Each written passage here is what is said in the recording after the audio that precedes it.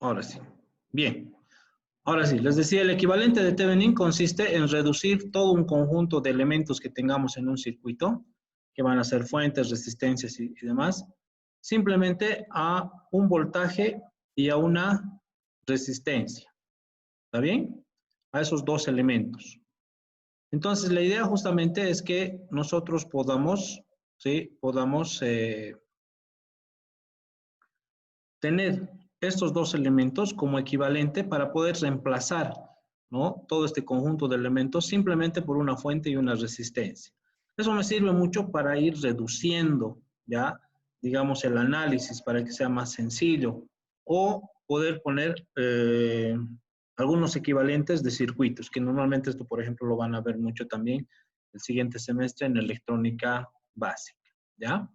Entonces, este método consiste en reducir un conjunto de elementos, ya que ahorita voy a, perdón, básicamente, como en este caso, si tenemos un conjunto de elementos, aquí fíjense, fuentes, resistencias, a solamente una fuente de voltaje y a una resistencia, ¿ya? Entonces, esa es la idea, a eso me refería con un conjunto de elementos, lo que tenemos aquí en la figura, ¿sí? Con este signo de ahí, ¿está bien? Ahora, para que nosotros podamos determinar este equivalente, consideramos dos elementos, ya como aquí nos dice la teoría, ¿ya? Fíjense, me dice, para poder determinar el equivalente de Thevenin, debemos realizar dos análisis diferentes para cada uno de los componentes. Es decir, para el voltaje de Thevenin, un análisis, y para la resistencia, otro análisis, ¿ya? Entonces, básicamente como si nosotros estuviéramos queriendo encontrar dos variables, ¿sí? Pero para cada una de estas variables hacemos un análisis independiente. Eso es lo que tenemos que tomar en cuenta, ¿ya? Ahora, para poder determinar lo que es la resistencia equivalente, ¿sí? Inicialmente nosotros utilizamos el método que se conoce como eliminación de fuentes. ¿Qué significa?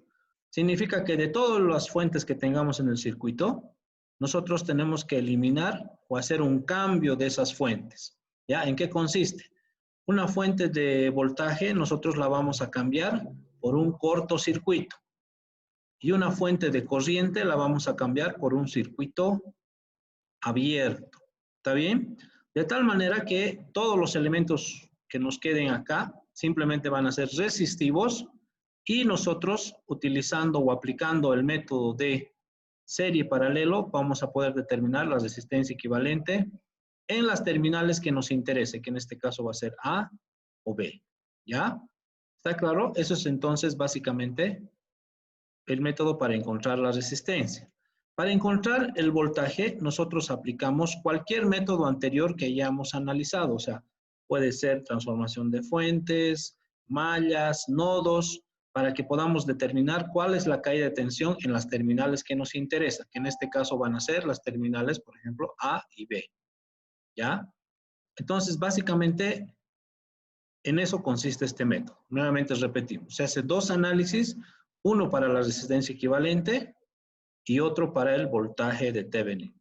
Para la resistencia equivalente, un método que se utiliza es eliminación de fuentes, que significa cambiar las fuentes de voltaje dentro del circuito por circuito abierto y las fuentes de corriente por, perdón, las fuentes de voltaje por cortocircuito y las fuentes de corriente por circuito abierto.